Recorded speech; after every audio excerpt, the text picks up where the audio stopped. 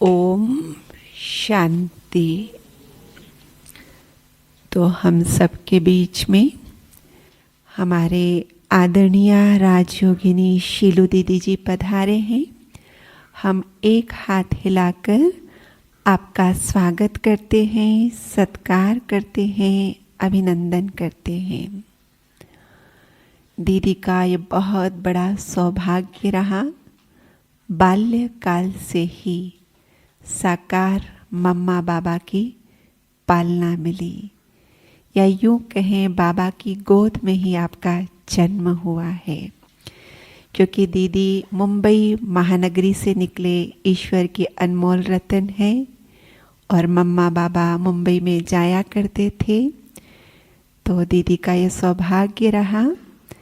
फिर तो दीदी लौकिक अलौकिक दोनों ही पढ़ाई पढ़ते रहे और फिर 1969 में जब आपने मुंबई यूनिवर्सिटी से बीएससी की एग्ज़ाम दी और 69 में ही हम जानते हैं ब्रह्मा बाबा अव्यक्त हुए जनवरी में, और आप समर के दिनों में अप्रैल मई में अपनी एग्ज़ाम पूरी करके मधुबन में पहुँचे। और जो सबसे पहली ट्रेनिंग चली कन्याओं को राजयोगा टीचर बनाने की, वो ट्रेनिंग आपने की, राजयोगा टीचर के रूप में तैयार हुए। और दादियों ने बाबा ने आपको विविध स्थानों पर भेजा, जैसे कि राजकोट, हैदराबाद, बेंगलोर, नेपाल, अफ्रीका, मॉरिशस आदि आदि स्थानों पर आपने बाबा का नाम बाला किया, बाबा के सेवा केंद्र खोलने के निमित्त बनी।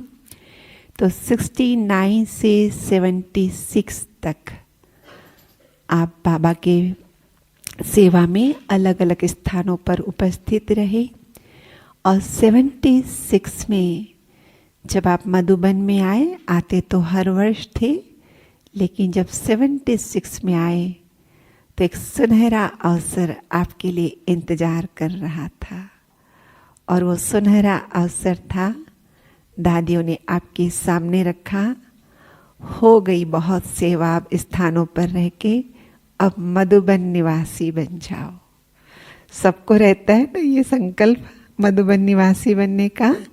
दीदी को सामने से ऑफर मिला। दीदी की व्यक्तिगत जो टैलेंट है उसके आधार से दादियों ने आपको मधुबन निवासी बनने का सुंदर अवसर दिया और आपने उसको सहर्ष स्वीकार किया। तब से लेकर आज दिन तक इस मधुबन धरनी में रहकर आप अपनी देश विदेश में सेवाएं देते हैं। वर्तमान में आप राजयोग शिविर के डायरेक्टर हैं, एजुकेशन विंग के वाइस चेयरपर्सन हैं, मधुबन पांडवन भट्टियों के कोऑर्डिनेटर हैं, और इसके साथ साथ विदेशी भाई बहनें जब आते उनके प्रोग्राम्स भी आप कोऑर्डिनेट करते हैं। और आप इंटरप्रेटर भी हैं। बाबा की मुरली जब डायमंड हॉल में चलती हैं तो दीदी डायमंड हॉल में दिखती नहीं है। कईयों को प्रश्न होता है, दीदी आप मुरली में नहीं आते हैं क्या? लेकिन दीदी मुरली में आते ज़रूर हैं, लेकिन हॉल में नहीं बैठकर ट्रांसलेशन केबिन में बैठे रहते हैं, जहाँ पर डायरेक्ट मुरली ट्रांसलेशन करते हैं, जिसको सुनकर फिर अलग अलग भाषाओं में ट्रांसलेशन होती है और सभी बाबा के बच्चे बाबा की मुरली का लाभ लेते हैं। आपने पूरे विश्व भर में 5 महाद्वीपों में 75 से भी अधिक देशों में भ्रमण करके बाबा का नाम जन जन तक, संदेश जन जन तक पहुंचाया है और परमात्मा के प्यार में अनेक आत्माओं को फिदा भी किया है। बाबा ने आपको अनेक वरदानों से श्रृंगारा है, जिसमें से 2 का मैं वर्णन करूंगी। एक कि विद्या की देवी सरस्वती आपके जीवा पर सदा विराजमान रहेगी, और दूसरा आप हर की पौड़ी की गंगा हैं। दादियों से बाबा से बाल्यकाल से जो पालना ली है, जो मर्यादाएं सीखी है, वो सब अब रिटर्न आप करते हैं। मधुबन बेहद धरनी में जब भी कोई आते हैं, वो दादियों वाली पालना आप सबको देते हैं।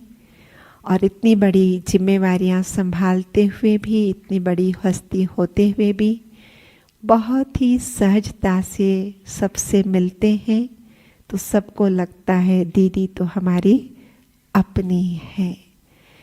तो इतने ओहदों को संभालते हुए भी हम सदा देखते हैं कि आपके जीवन में सरलता, मधुरता और सहनशीलता की ये त्रिवेणी नदी सदा ही बहती रहती है। तो आज ऐसी दीदी से हम अपना भट्ठी के लक्ष्य और उद्देश्य को बहुत अच्छी से समझेंगे। ये तो लक्ष्य हमारा संपन्नता की ओर बढ़ना है, बाप समान बनना है, लेकिन उस बड़े लक्ष्य को हासिल करने के लिए कुछ छोटे छोटे लक्ष्य हासिल करने होते हैं। तो आज हमने दीदी को कहा है परिपक्व अवस्था, इस पर प्रकाश डालते हुए भट्ठी के लक्ष्य और उद्देश्य को स्पष्ट करेंगे आदरणीय दीदी जी। लेकिन उससे पहले आपका भी परिचय मैं दीदी को दे दूं। आप सभी जो यहाँ पधारे हैं, जो 1 से 5 वर्ष के बाबा के बच्चे हैं, हाथ खड़ा करेंगे। 1 से 5 वर्ष के बाबा के बच्चे, आपका बहुत स्वागत है। जो 5 से 10 वर्ष के बच्चे हैं बाबा के, बहुत स्वागत है आपका भी। 10 से 15 वर्ष के, बहुत वेलकम आपका भी। 15 से 20, आपका भी स्वागत। और जो 20 से ऊपर हैं, आप सभी का भी बहुत बहुत स्वागत। और इस ग्रुप में जो विशेष राज्यों का टीचर बहनें आई हैं, वे हाथ खड़ा करेंगे। काफ़ी सारी बहनें आई हैं, तो सभी का दिल से बहुत बहुत स्वागत है। हमारी चंद्रकला दीदी का भी बहुत स्वागत है, जो इतना बड़ा ग्रुप तैयार करके लाए हैं। तो अभी हम सुनते हैं दीदी जी से।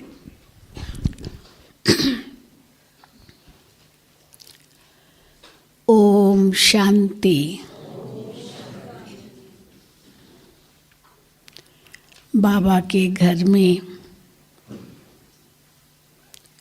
आप सभी का बहुत बहुत बहुत स्वागत है, स्वागत है, स्वागत है। अपने लिए ताली बजाए, अपने लिए। पांडव भवन में भट्ठी करने की आश तो सबकी रहती है, लेकिन थोड़ों को ही मौका मिलता है। और आप उन थोड़ों में से भी थोड़े हो जो इस बार भट्ठी में आए हैं। ये भी आपको लॉटरी लग गई, क्योंकि एक ग्रुप ने लास्ट मिनट मना किया तो आपको तैयार किया। नहीं ऐसे चंद्रकला बहन, नहीं कटक का ग्रुप था, तो उन्होंने कहा उड़ीसा से आना बड़ा मुश्किल है। तो फिर आपसे पूछा गया तो कहा कि हाँ हम तो जयपुर के जल्दी आ जाएंगे, हाँ कोई प्रॉब्लम नहीं। अभी भी फ़ोन आया, सुना कि एक बस आ रही है आपकी। अभी ऊपर निकली है। हाँ अभी बताया कि अभी ऊपर नीचे से निकली है बस। और उसमें कितने हैं? लगभग 25-30। अच्छा, आप वहाँ से अहमदाबाद जयपुर से ही बस आई है? नहीं, वो लोग रात को भुज बरेली से रात को 12-12:30 बजे पहुंचे हैं, जिनको शांतिवन में रोका गया है। अच्छा, रात को 12 बजे पहुँचे। हाँ, इसलिए 12 बजे मना करते ऊपर आने लिए। चलो पहुँच जाएंगे। और देखो कैसा अच्छा मौका मिला है, जो बाबा के दिन ही आप की भट्ठी शुरू हो रही है। तो वैसे तो जो भी भट्ठी के दिनों में बाबा का प्रोग्राम होता है, तो उन भाई बहनों को हम नीचे नहीं भेजते हैं, क्योंकि नीचे भी बहुत भीड़ हो जाती है। अभी दिल्ली आया है तो आप सोचिए कितने आ गए होंगे, पहुंच गए खूब। उसके पहले कौन सा था, महाराष्ट्र था या, हाँ वो भी इतने सारे आ गए थे। उसके पहले गुजरात था, वो भी इतने आ गए थे। कितना भी मना करो भाई इतने मत आओ, इतने मत आओ, तो भी कहाँ रुकते हैं। आपका भी कितना बड़ा ग्रुप है? 180। अच्छा, तो भले पधारे बाप के घर में सो आपके घर में। तो प्यारे बाप दादा, सब दादियाँ, सब वरिष्ठ भाई बहनों की ओर से मधुबन तपोभूमि, वरदान भूमि, परिवर्तन भूमि में पधारने का फिर से भले पधारे। तो बहुत सुंदर विषय आपकी भट्ठी का रखा गया है, योग तपस्या भट्ठी संपन्नता की ओर। समय की समीपता को देखते हुए अब तो बस सबका एक ही लक्ष्य होना चाहिए कि अब वापस घर जाना है। जिस घर से हम सब पधारे थे इस सृष्टि मंच पर, अब वापस घर जाने का समय आ गया है।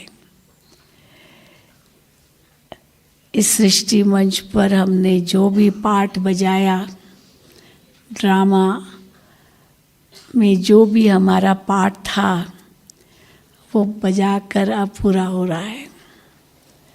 अब घर जाना है। हमारी दीदी मनमोहिनी जी का तो यही स्लोगन था, अब घर जाना है, अब घर जाना है। दीदी के सामने कोई भी बात आती थी, समस्या ले आते थे, तो दीदी सुनती तो थी, लेकिन दीदी फिर यही कह देती थी, अभी छोड़ो इन सब बातों को, घर जाना है, घर जाना है। क्योंकि छोटी बातों में अगर हम अपना समय, श्वास, संकल्प शक्ति देते हैं, तो आप सोचिए ये संगम युगी जो बाकी जीवन है वो कितना व्यर्थ जा रहा है। जबकि संगम युग का एक एक क्षण, एक एक पल कितना कीमती है। सब कुछ इसी संगम में ही मिलता है। अभी ही बाबा ने हम बच्चों को सारे कल्प की स्मृति दिलाई है। परम धाम में होंगे तो वहाँ तो कुछ भी पता नहीं। भले आत्मा मूल स्वभाव में स्थित होगी, जो आत्मा के मूल गुण हैं, पवित्रता, शांति, प्रेम, सुख, आनंद, शक्ति आदि, ज्ञान, ये सब है। लेकिन परम धाम में तो आत्मा कैसे होगी? बिल्कुल सुषुप्त अवस्था कहें तो भी गलत नहीं होगा। जैसे बीज अपनी सुषुप्त अवस्था में होता है, जब तक उसको रोपो नहीं, आप उसको बीज को खेत में न डालो, तब तक तो वो अंकुरित कैसे होगा? तो वो सुषुप्त अवस्था आत्मा की परम धाम में है, जहाँ परम शांति है। लेकिन उस परम शांति का भी अनुभव वहाँ नहीं होगा। वो तो परम शांति है ही है। तो अनुभव तब होगा जब इस सृष्टि मंच पर आएंगे उस परम शांति का भी। जैसे कोई बहुत गहरी नींद में सोया हो, अब इतनी गहरी उसकी नींद है जो उसको पता थोड़ी है कि मैं गहरी नींद में सो रहा हूँ, बस वो तो सोया हुआ है। लेकिन जब जागता है तब कहेगा, हाँ मैंने कितनी अच्छी नींद की, बहुत अच्छी नींद की, फ्रेश हो गया। तो बहुत अच्छी नींद की, ये जब गहरी नींद में है तब थोड़ी पता चलता है। पता चलता है मैं बहुत अच्छी नींद कर रहा हूँ। हाँ, कहाँ कहेंगे? हाँ मुझे नींद आ रही है ऐसे कहेंगे, पर जब गहरी नींद आ गई तो फिर तो जैसे गए, इस संसार से ही गए तो ही पता नहीं चलेगा। तो ऐसी गहरी नींद होती है। इसलिए बाबा कहते परम धाम में तो कुछ भी अनुभव नहीं है। हम शिव बाबा के सामने बैठे हैं तो भी पता थोड़ी है।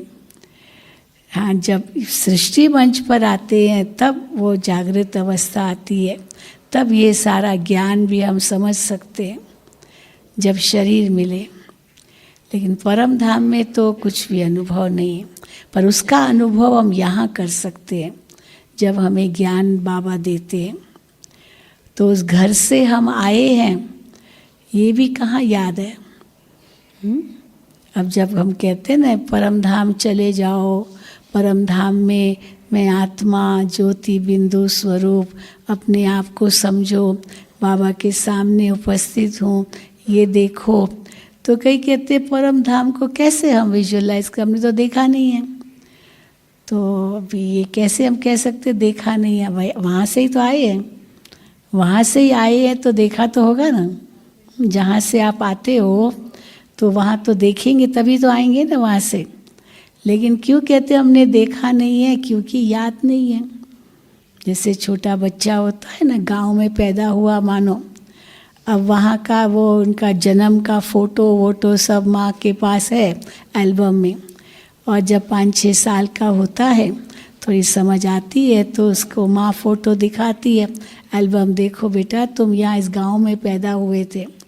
तो कहते मैंने तो देखा नहीं है, हाँ, क्योंकि उसको याद थोड़ी है। तो वो कहेगा मैंने देखा नहीं। लेकिन फिर माँ उसको कहती है बेटा तुम यहीं पैदा हुए थे।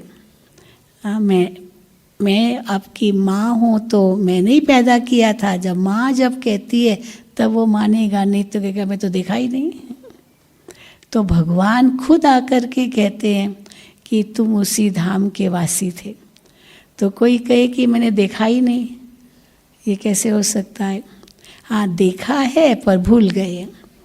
इसलिए कल की मुरली क्या थी, स्मृति।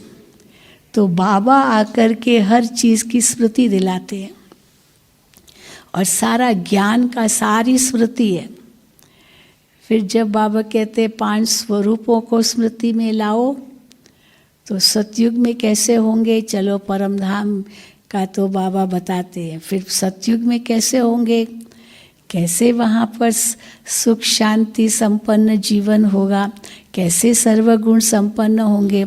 तो बाबा कहते उसको भी याद करो, क्या हमारा स्वरूप होगा उस सतयुगी दुनिया में।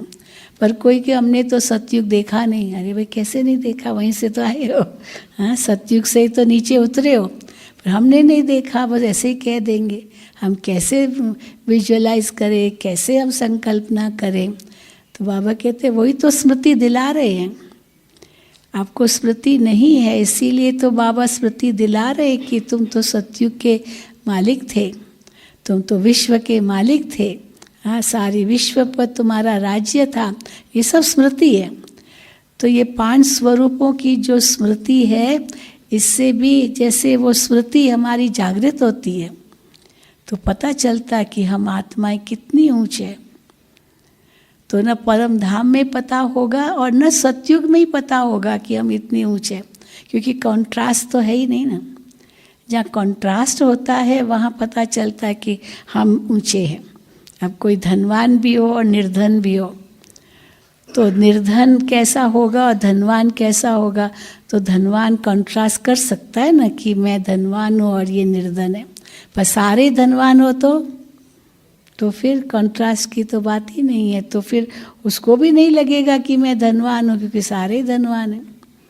वो मिसाल देते हैं ना कि सब एक जगह एक व्यक्ति गया तो उस गांव में सब काने रहते थे, है ना, एक आँख वाले ही रहते थे। तो जब वो गया तो 2 आँख वाला, तो लोग उनको देखने लगे ये 2 आँख वाला कहाँ से आ गया, क्योंकि हम तो सब एक आँख वाले ही हैं। तो उनको पता ही नहीं कि 2 आँखें भी होती है, क्योंकि सारे एक आँख वाले हैं। कॉन्ट्रास्ट तो पता नहीं ना। पर तो जब 2 आँख वाला गया तो उनको लगा अच्छा ये दूसरी आँख उसके लिए ही है, तो पता ही नहीं चला। तो जब तक अंतर न हो तब तक हमारी स्थिति क्या है वो हमें पता नहीं चलती है। इसलिए सतयुग में तो पता ही नहीं होगा। जो बाबा कहते सत्युग के बाद त्रेता आएगा वो पता नहीं होगा, वो तो ठीक है, नहीं पता होगा, लेकिन सतयुग में हम हैं, ये स्वर्णिम युग है, ये हम देवताएं हैं, हम इतने श्रेष्ठ हैं, ये भी कहाँ पता चलेगा, क्योंकि कोई भ्रष्ट तो है ही नहीं जो कंट्रास्ट हो। जहाँ पर कंट्रास्ट है वहाँ पता चलता है कि हम कहाँ तक हैं। फिर बाबा कहते द्वापुर में आते हैं तो पूज्य स्वरूप है।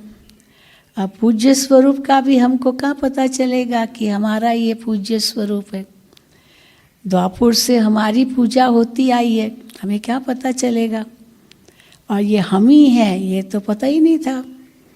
मंदिरों में जाते हैं, देवताओं की पूजा करते हैं, आप सर्वगुण संपन्न और 16 कला संपूर्ण, और हम नीच पापी दास कपटी गंदा बंदा, चरणों की धूल मिट्टी मूर्ख निर्बल, कैसे कैसे शब्द यूज़ करते हैं हम अपने लिए। वैसे कोई कह दे कि चल हम पापी कहीं का तो लड़ना चालू कर देंगे, पर खुद ही कहते हैं ना देवताओं के आगे कि हम पापी हैं, हम नीच है, हम कपटी हैं, लेकिन हम ही ये थे, ये तो कभी सोचा भी नहीं होगा। तो इसलिए भगवान ही आकर के ये स्मृति दिलाते हैं, और जैसे स्मृति आई कि जिन देवताओं की पूजा हो रही वो हम ही हैं, तो कितनी खुशी होती है। पर जब तक स्मृति नहीं है तब तक तो ठीक है, इनकी पूजा कर रही है, हमारे बड़े हैं, हमारे पूज्य है, हमारे पूर्वज हैं, यही समझते आए हैं।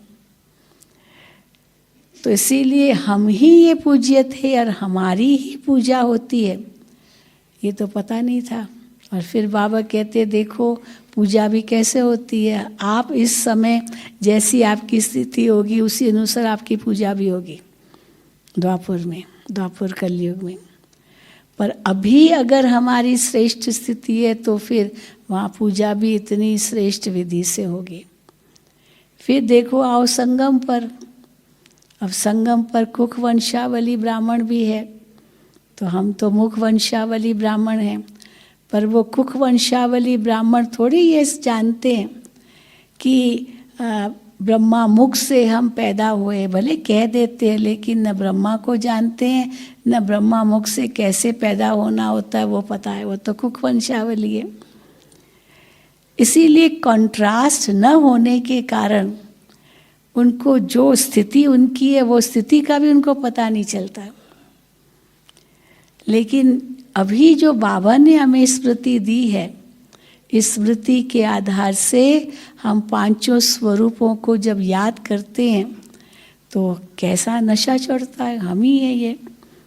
कई बार हम सुनाते हैं, कल भी बताया था, कल महात्मा गांधी की पुण्यतिथि थी 30 जनवरी, तो पुण्यतिथि थी और उनके समाधि पर बहुत कुछ हुआ, बहुत ये भजन कीर्तन सब हुआ। अब महात्मा गांधी की भी तो आत्मा किसी जन्म में होगी ना, मान लो वो भी वहाँ पहुँच गई हो, वो आत्मा जो दूसरे जन्म में है, और वो भी भजन गा रही है महात्मा गांधी के जो वैष्णव भजन ने कहिए माना जो पीर पढ़ाई जाने, या रघुपति राघव राजा राम पतित पावन सीताराम, ये गांधी जी गाते थे, तो वो भी गाने लगेगा, पर वो समझेगा क्या कि ये मैं ही वो आत्मा हूँ, पता है क्या। तो इसीलिए जो भी बाबा हमें स्मृति दिलाते हैं उस स्मृति को हम बुद्धि में रिवाइज करके नशा चढ़ा रहे, और जितना ये नशा चढ़ता जाएगा बाबा कहते बाकी दुनियावी नशे सब खत्म होते जाएंगे। इसलिए सब नशों में नुकसान, ये एक ही नारायणी नशा, ईश्वरीय नशा, संगम युग का बेहद का नशा, ज्ञान का नशा। हम कौन हमारा कौन, दादी जानकी जी कितने नशे से कहती थी, 3 बार ओम शांति कह के फिर जोर से कहती थी हम कौन हमारा कौन। हाँ, नशे की बात, भले शरीर में ताकत नहीं थी लेकिन वो ओम शांति की ताकत तो हाँ दादी की कितनी बढ़ जाती थी। तो ये जो हम बच्चों को बाबा ने स्मृति दी है वो स्मृति सदाई बुद्धि में हो और फिर उसी का स्वरूप बन जाओ। हम ही ये थे, हम ही हैं। तो ये संगम युगी जीवन कितना दुर्लभ है हमारा। इसलिए बाबा कहते हैं इसका एक क्षण भी व्यर्थ नहीं गंवाना चाहिए। लेकिन ये तब होगा जब इसकी वैल्यू का हम पूरा समझेंगे, वैल्यू को। और फिर लक्ष्य हमारे सामने है कि हमको क्या बनना है। इसलिए बाबा ये भी कंट्रास्ट करते हैं, और सत्संगों में लक्ष्य तो कुछ है नहीं, बस भजन कीर्तन गाएंगे या कथा वार्ता करेंगे, लेकिन क्या बनना है ये तो कोई लक्ष्य नहीं है। और यहाँ तो बाबा ने पहले ही लक्ष्य दे दिया। ब्रह्मा बाबा को लक्ष्मी नारायण का, विष्णु का साक्षात्कार करा दिया, तुमको ये बनना है। अहम चतुर्भुज तत्त्वम, तुम भी यही हो। तो तुम भी यही हो। ये जो नशा चढ़ाया, वो नशा तो बाबा का कभी कम नहीं हुआ। फिर तभी तो ये सब सहज छोड़ सका। तो इसीलिए बाबा कहते हैं तुम्हारी अब अवस्था कैसी होनी चाहिए? परिपक्व अवस्था। परिपक्व अवस्था माना एकदम मैच्योर्ड अवस्था। अब बचपन के दिन नहीं है, वानप्रस्थ अवस्था आ गई है। अब घर जाने का समय हो गया है। हाँ? तो वानप्रस्थ अवस्था में क्या करना होता है? याद रहता है बस अभी जाना है, जाना है, जाना है, जाना है। तो वही वानप्रस्थ अवस्था को, मैच्योर्ड अवस्था को, परिपक्व अवस्था को, ये अब हम बच्चों को लानी होगी। यहाँ वहाँ बुद्धि न जाए। दृष्टि, वृत्ति, जो बाबा ने कल भी कहा, स्मृति से कहाँ तक पहुँचते हैं हम? स्थिति तक पहुँचते हैं। तो स्मृति से स्थिति कैसे बनती है?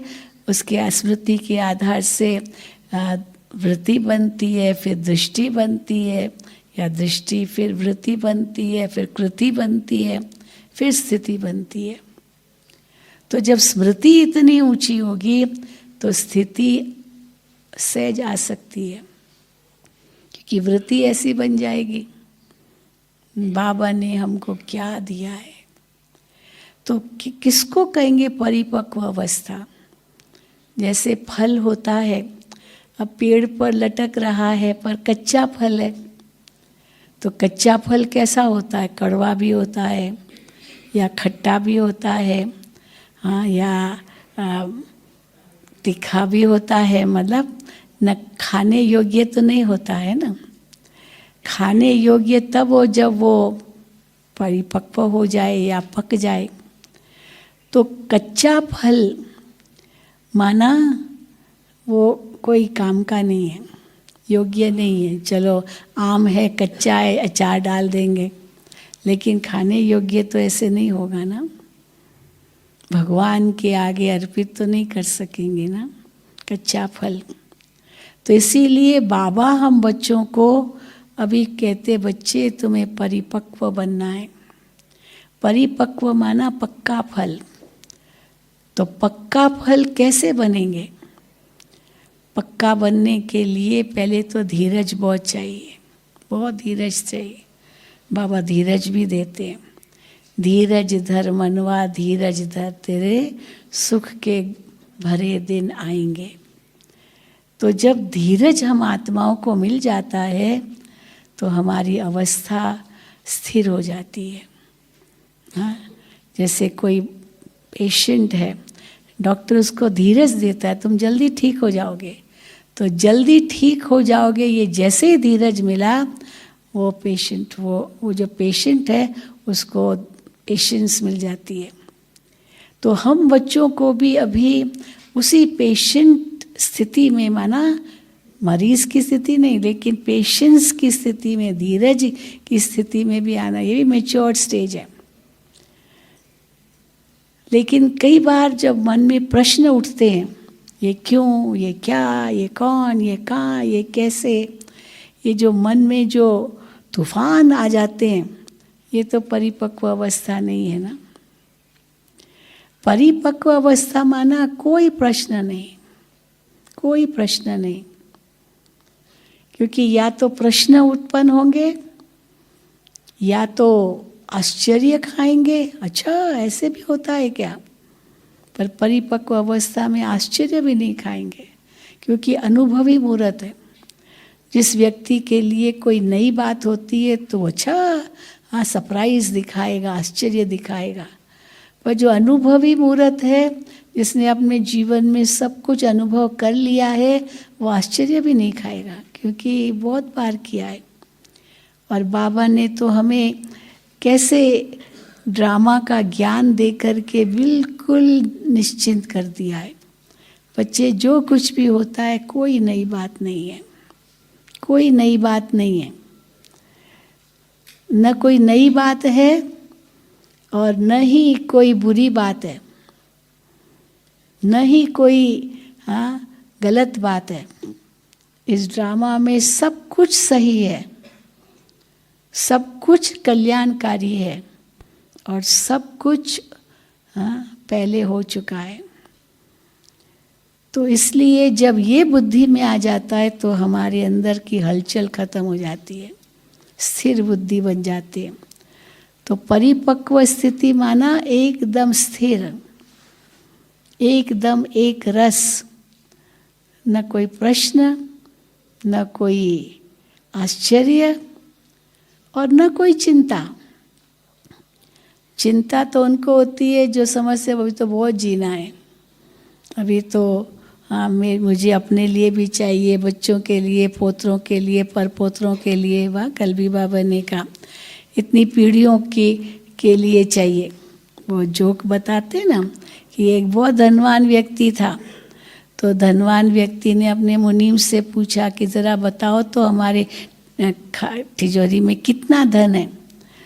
तो मुनीम जी ने कहा कि साहब आप क्यों चिंता करते हो, आपके पास तो बहुत धन है, इतना धन है, इतना धन है जो आपकी 7 पीढ़ियाँ खा सकती है। तो उसने कहा 7 पीढ़ियाँ? फिर चिंता आ गई, भाई क्या बात है 7 पीढ़ियाँ खा सकती, चिंता किस बात की। तो कहा फिर 8वीं पीढ़ी का क्या होगा? 8वीं पीढ़ी का क्या होगा, मतलब चिंता, हर बात में चिंता करना। हम ये भी कई बार सुनाते हैं कि जिस दिन समझो जिसको चिंता करने की बहुत आदत होती है ना, अब एक दिन सवेरे उठा कोई चिंता नहीं, कुछ भी याद नहीं है, कोई बोझ नहीं, तो उसकी भी चिंता हो जाती है। आज चिंता क्यों नहीं है, आज चिंता क्यों नहीं है मुझे, नहीं तो रोज सवेरे उठता हूँ तो ये चिंता, वो चिंता, उसकी चिंता, उसकी चिंता। आज कोई चिंता ही नहीं है, मैं ठीक हूँ ना, हाँ नॉर्मल हूँ ना, क्योंकि चिंता करना नॉर्मल हो गया है। चिंता करना नॉर्मल हो गया है, तो जो चीज़ नॉर्मल हो गई है वो है अब नॉर्मल, क्यों चिंता होनी चाहिए। परंतु वो नॉर्मल हो गया है, और तो चिंता करना नॉर्मल और न चिंता करना ये अब नॉर्मल हो गया। ये जैसे सही बैठता नहीं है। हर्षित रहना ये नॉर्मल होना चाहिए, शांत रहना ये नॉर्मल होना चाहिए, यही स्थिति होनी चाहिए। लेकिन अशांत हो जाते हैं और समझते अभी मैं ठीक हूँ, अशांत हूँ, क्योंकि यही मेरी स्थिति है। तो जो आत्मा का जो ओरिजिनल गुण हैं उनको भी हम भूल गए। इसलिए परिपक्व अवस्था माना वो आत्मा अपने ओरिजिनल गुणों में वापस आ जाए, परिपक्व अवस्था उसको कहेंगे, मैच्योर्ड अवस्था उसको कहेंगे। अपने अंतर्मुखी स्थिति में रहे। आधा कल्प तो अब कितना बाह्यमुखी रहे, इसीलिए सब कुछ इंद्रियां उत्तेजित ही रही। अब बाबा कहते इंद्रियों को समेट लो, बस जो कुछ होता है अच्छा है। तो इसीलिए न प्रश्न करना है, न आश्चर्य खाना है, और न कोई चिंता करनी है, और न डरना है। कल बाबा ने बताया आत्मा के ज्ञान से क्या हो गया, एकदम परिवर्तन आ गया। आत्मा का ज्ञान नहीं था तो मनुष्य कितना डरते रहे, हाय मर न जाऊं, हाय मर न जाऊं। कई लोग तो सारा दिन मुंह से ये निकालते, हाय मर न जाऊं, हाय मर न जाऊं, हाय मर गई, हाय मर गई, हैं? सारा दिन हाय मर गई यही निकालते हैं मुंह से। पर ये भी कितना बड़ा अज्ञान है, क्योंकि मैं आत्मा तो कभी मरती नहीं। तो या तो ये डर लगेगा मर न जाऊं, मर न जाऊं, क्योंकि सबसे बड़ा डर अगर है जीवन में तो वो मृत्यु का डर है, सबसे बड़ा डर। कईयों से पूछते हैं ना, आपको सबसे जास्ती डर किस बात का लगता है? तो कोई कहते हैं अंधेरे का डर लगता है, सांप का डर लगता है, किसी को तो कॉकरोच का भी डर लगता है हाँ, जरा सा कॉकरोच, ओए कॉकरोच कॉकरोच कॉकरोच, हाँ ऐसे डरने लगते हैं। अरे कॉकरोच क्या करेगा? एक बहन थी, कॉकरोच से डरती थी, तो कॉकरोच आ गया नज़दीक तो बहुत डरने लगी। मैंने कहा डरती क्यों, ये काटेगा थोड़ी, ये सांप थोड़ी है जो आपको काटेगा। कहते नहीं नहीं गंदा है ना, इसीलिए अच्छा नहीं लगता है, गंदा है। अच्छा गंदा है तो ठीक है, क्या तो डरती क्यों? तो डर, हर बात में डर, सब हर कदम कदम पर डर। तो ये डर तो आत्मा को बहुत निर्बल बनाता है।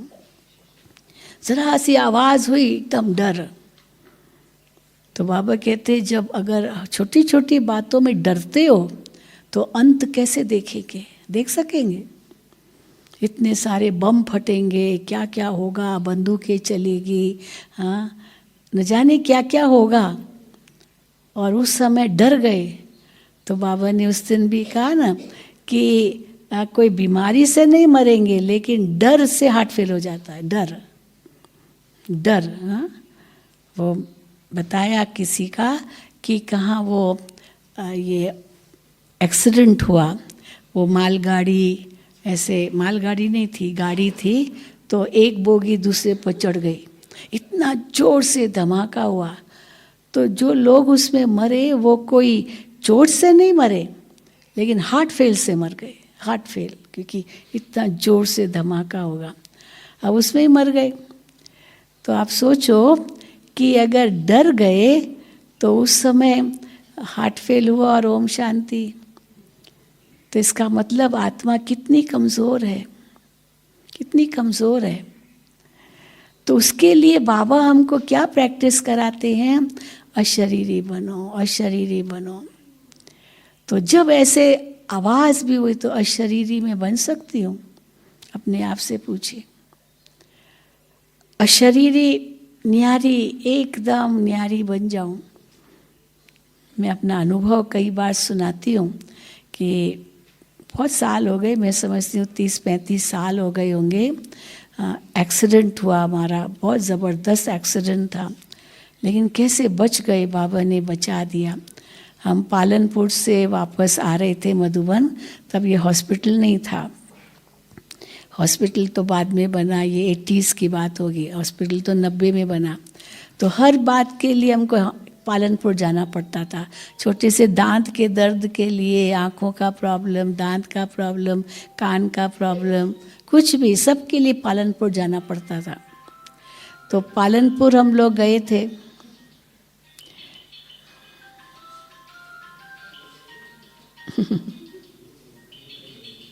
उसको पता ही नहीं चल रहा है कि हमारा बज रहा है। हाँ?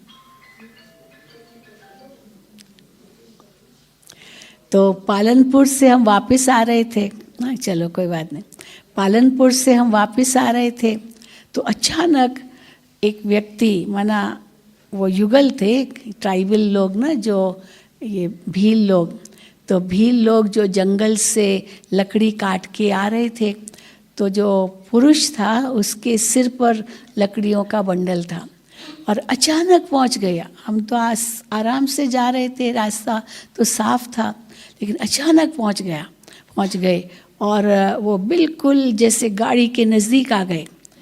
तो हमारा जो रथवान था, ड्राइवर था, उसने ज़ोर से ब्रेक लगाई, बहुत ज़ोर से आवाज़ हुई और फिर वो व्हील घुमाई। अब पता नहीं एक्सेल टूट गई क्या उस समय हो गया, और तो क्या हुआ कि वो गाड़ी माना टर्न किया, परंतु उसके पैर को लग गया, और जैसे पैर को लगा उसके सिर पर जो लकड़ियों का बंडल था वो उछल करके हमारी गाड़ी के ऊपर लगा। तो वो जैसे चूर चूर चूर चूर हो जाते ना वो विंडो स्क्रीन। अब और ये गाड़ी को उस समय टेढ़ी किया, मतलब टर्न किया, तो एक्सल टूट गया, आप क्या पता नहीं, उनका व्हील टूट गया, लेकिन घूम के गई। और अभी अंधा माना अंध घूम था, तो जब वो ऐसे घूमी, अब वहाँ पर पिलर था तो पिलर को भी लग सकती थी, वहाँ पर खाई थी, खाई को भी लग सकती, खाई में जा सकती थी। तो मानो सबका अंत, समझो ख़त्म। अब परंतु उस समय मुझे याद है मैं पीछे बैठी थी, साइड में बैठी थी, और 2 बहनें और मेरे साथ बैठी थी, वो भी पालनपुर से आ रही थी। तो जो बीच में बैठी थी वो तो दुबली पतली थी, और जो मेरे उस तरफ बैठी थी साइड में वो तो बहुत मोटी थी। तो क्या हुआ, तो जैसे घुमाया तो वो जो छोटी पतली थी वो तो सीट के नीचे ही चली गई और मैं तो कोने में आ गई, और वो मोटी जो थी वो मेरे ऊपर मेरे ऊपर गिरी।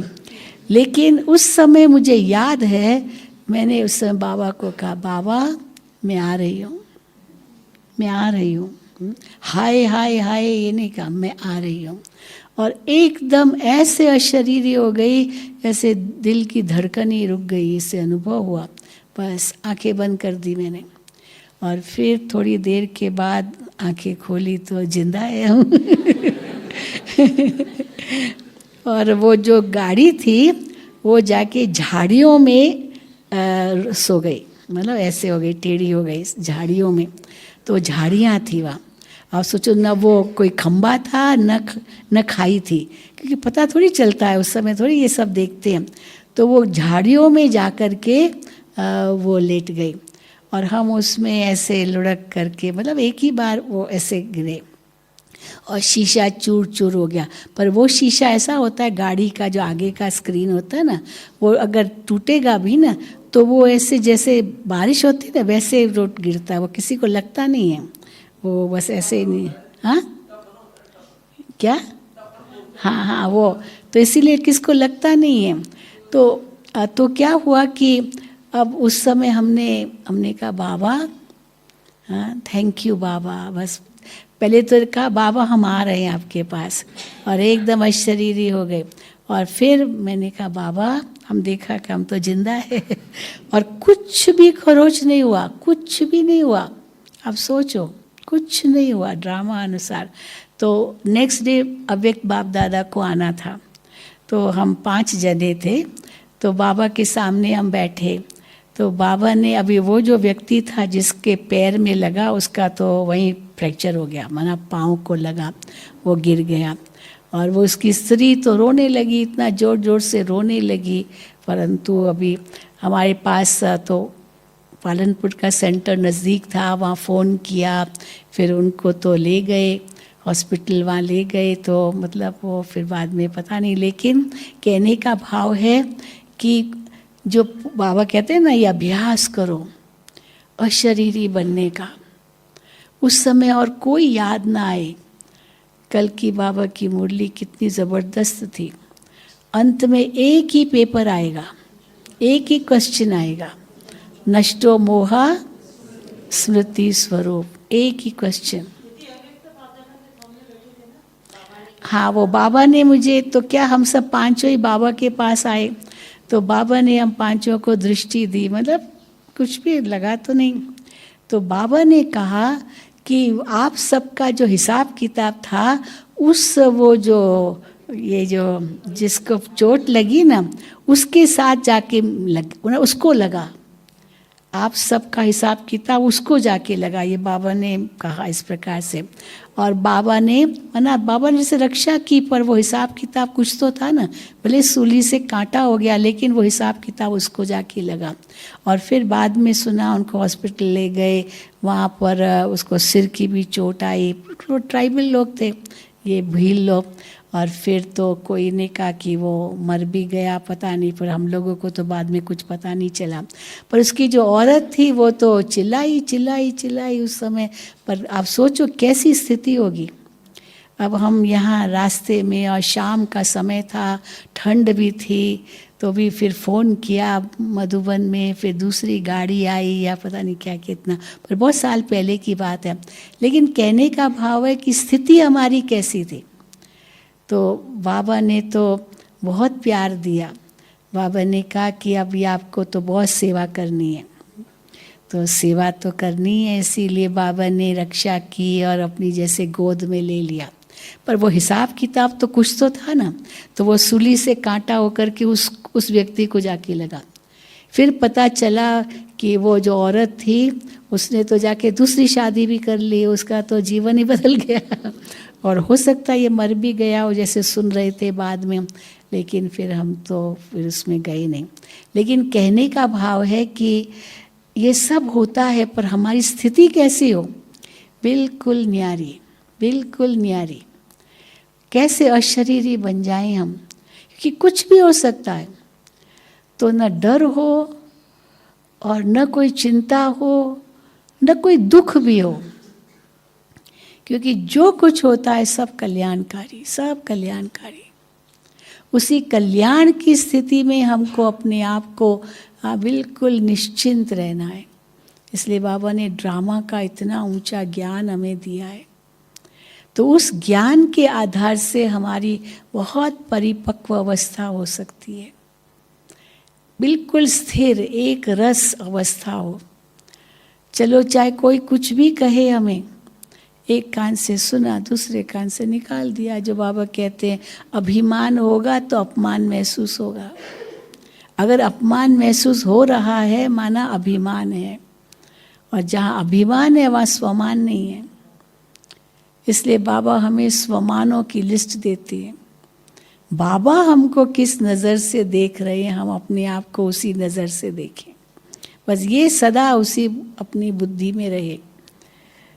बाबा जो हमें वरदान देते हैं वो वरदान मेरे लिए है, ये हम अनुभव करें। ये नहीं कि ये वरदान तो बाबा ने जनरल में दिया, तो ये मेरे लिए है। कई बार हम ये सोचते बाबा की मुरली चली ठीक है, पर ये मेरे लिए थी।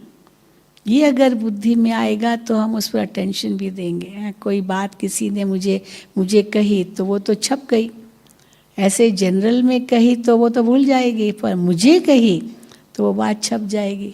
तो ये मुरली क्यों भूल जाती, क्योंकि छपती नहीं है अंदर। हम समझते बाबा ने तो सबके लिए कही ना, मेरे लिए अकेले के लिए थोड़ी। तो इसीलिए परिपक्व अवस्था किसको कहेंगे, जब सब तरफ से बुद्धि योग हटा हुआ है। इसीलिए बाबा बहुत अच्छा मिसाल देते हैं परिपक्व स्थिति का, हलवे का मिसाल।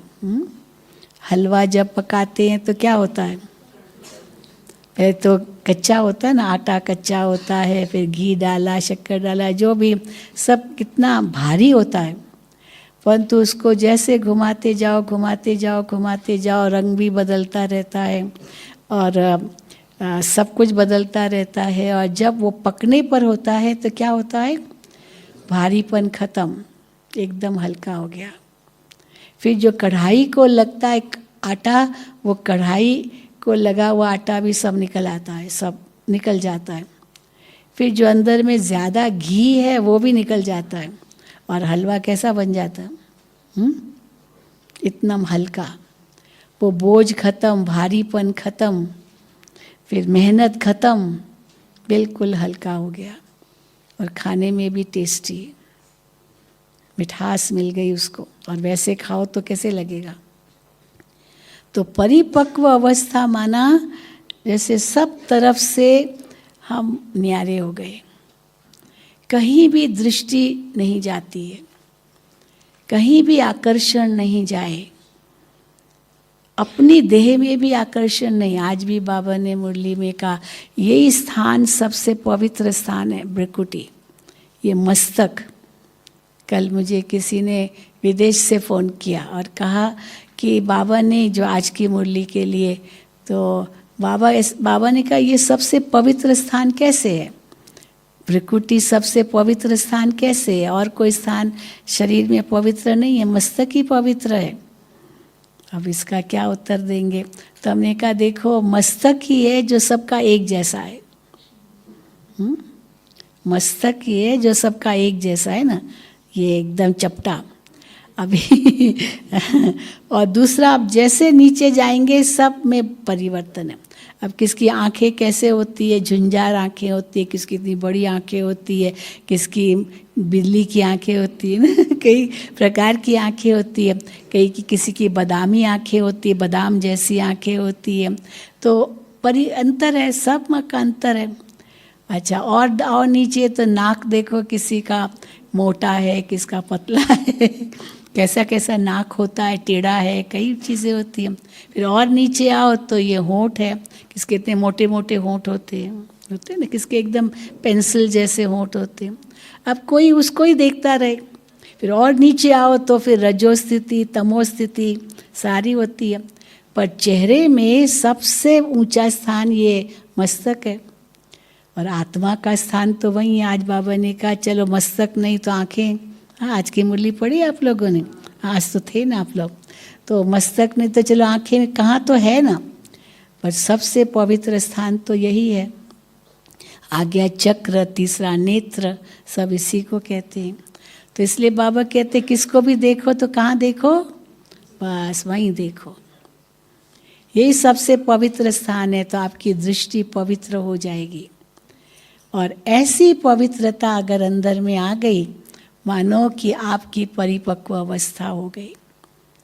इसलिए न व्यक्ति, न वस्तु, न वैभव, न कोई घटना, न कोई परिस्थिति, उसमें हमारा मन विचलित हो।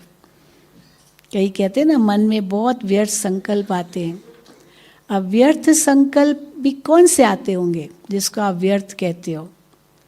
आवश्यक संकल्प तो आएंगे, लेकिन व्यर्थ किसके, क्या क्या संकल्प आते हैं जो जिसको व्यर्थ कहते हैं? या तो व्यक्तियों के संकल्प आएंगे, व्यक्तियों के ही आते हैं ना संकल्प, किसके बारे में आते हैं?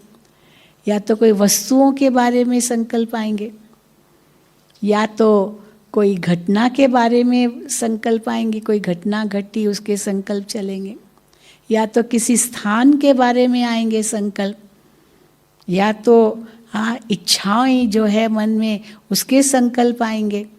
ये सब व्यर्थ के खाते में तो जाएंगे। परंतु जब परिपक्व अवस्था है तो सबसे पहले मुझे कोई इच्छा नहीं है, कोई इच्छा नहीं है। हाँ, पर ये कोई इच्छा नहीं है, ये भी संकल्प तब आएगा जब अंदर में भरपूर स्थिति होगी। बाबा ने जो हमें दिया है उसी भरपूर स्थिति में हम रहेंगे। बाबा ने जो दिया है वो कोई मनुष्य आत्मा नहीं दे सकती है, तो हम किसके आगे भीख क्यों मांगे, किसके आगे कोई इच्छा प्रकट क्यों करें? और अगर कुछ है भी तो बाबा को कहो, बस बाबा से बातें करो, बाबा से पूछो, बाबा से राय लो। कोई भी छोटी मोटी कोई बात है तो बाबा को कहो। एक हंसी की बात आपको सुनाऊं। एक माता आई, अपने दो उसके बच्चे थे, तो दो बच्चों को लेकर के आई। तो मैंने ऐसे ही पूछ लिया कि आपके और भी बच्चे हैं? तो कहती है हाँ, तो शिव बाबा है। मैं तो ऐसे ही पूछ लिया, तो कहा हाँ शिव बाबा है। तो मैंने कहा शिव बाबा आपका छोटा बच्चा है या बड़ा बच्चा है? तो पहले सोच में पड़ गई, छोटा बच्चा है या बड़ा बच्चा है, क्योंकि बाबा कई बार कहते हैं ना इनको बड़ा बच्चा बनाओ। तो जैसा बड़ा होगा ना, छोटे उसको देख के फॉलो करेंगे। तो मैंने कहा बड़ा बच्चा या छोटा बच्चा? तो बड़ा सुंदर जवाब दिया उसने। उसने कहा कि जब कोई मेरा कोई चीज़ गुम हो जाती है ना, तो वो भी ढूंढती हूँ तो नहीं मिलती है, तो फिर मैं बच्चे को बुलाती हूँ, बेटा बताओ देखो कहाँ है मेरी चीज़। तो वो बेटा माना शिव बाबा को ही बुलाती है, छोटा। तो छोटा बच्चा है तो बच्चे को कहेंगे ना बेटा देखो कहाँ है कहाँ है, और फट से वहीं रहता है। तो बच्चे ने दे दिया, छोटे बच्चे ने। फिर मैंने कहा बड़ा बच्चा? तो कहा कि जब कोई राय लेनी होती है ना, तो वो मेरा बड़ा बच्चा बन जाता है। तो राय लेनी है तो शिव बाबा को बड़ा बच्चा बना देते, और जब कोई ऐसा वैसा कोई छोटा मोटा काम है उनसे लेना है तो छोटा बच्चा बना देती हूँ। तो परंतु फिर हमने उनके बच्चों से पूछा कि आपको पसंद है शिव बाबा आपका बड़ा भाई है या छोटा भाई है? तो उन्होंने कहा नहीं, हमारा तो बड़ा भाई है। तो इसलिए मैंने कहा ठीक है, तो फिर बड़े भाई का भी तो शेयर होना चाहिए ना, जो भी हिस्सा बच्चों को मिलता है तो बड़े को भी मिलना चाहिए। 2 बच्चे हैं तो इसको भी, तो आपको एतराज़ तो नहीं है कि शिव बाबा को भी शेयर मिलता है जो आपको मिलता है? कहते नहीं, हमें तो बहुत खुशी है, शिव बाबा हमारा बड़ा भाई हमारा रक्षक बन के हमको चला रहा है। तो देखा बच्चे भी इतने समझदार थे, और वो तो बड़ा अच्छी तरह बड़ा आनंद, ये क्या है, एंटरटेनिंग वे में कहा उसको बड़ा बच्चा बना देती हूँ, कभी छोटा बच्चा बना देती हूँ। कहीं तो बड़ा अच्छा जवाब दिया, क्योंकि अक्सर करके हम ये पूछते हैं, कईयों से पूछते हैं, तो कई समझते हैं कि नहीं हमको तो उनको छोटा बच्चा बनाना है, और कई समझते नहीं बड़ा बच्चा बनाना है। तो बड़ा बनाएंगे तभी वो छोटे उनको फॉलो करेंगे। हर बात में बच्चों को भी शिव बाबा को फॉलो कराना है। तो इसीलिए परिपक्व अवस्था किसको कहेंगे कि हर बात में बाबा, हर बात में बाबा, बाबा को बीच में रखो। इसलिए आपसी लेन देन में भी बीच में बाबा। तो इसलिए जब बाबा को बीच में रखा तो हमारी स्थिति अवश्य परिपक्व हो जाएगी। एक बाबा दूसरा न कोई। इसलिए जब ये बुद्धि में आता है तो हम संपन्नता के भी नज़दीक जा सकते हैं, संपूर्णता के भी नज़दीक जा सकते हैं। हाँ, तो कई पूछते हैं संपन्नता और संपूर्णता में अंतर क्या है? संपन्न किसको कहेंगे, संपूर्ण किसको कहेंगे? तो एक लाइन में जवाब देंगे, सर्व गुणों में संपन्न और 16 कलाओं में संपूर्ण। अब इसका आप विस्तार कर सकते हैं। चंद्रमा की तरह सर्व गुणों में संपन्न और पवित्रता की 16 कलाओं में संपूर्ण, इसको कहेंगे संपन्न और संपूर्ण। तो जब ये स्थिति होगी तब बाबा कहते हैं हाँ, फरिश्ता बनेंगे, घर जाएंगे, फिर नई दुनिया में आएंगे। फिर उसके पहले ये परिपूर्ण परिपक्व अवस्था हमारी बननी है। चलो, ओम शांति, ओम शांति, ओम शांति। तो बहुत सुंदर दीदी की क्लास का लाभ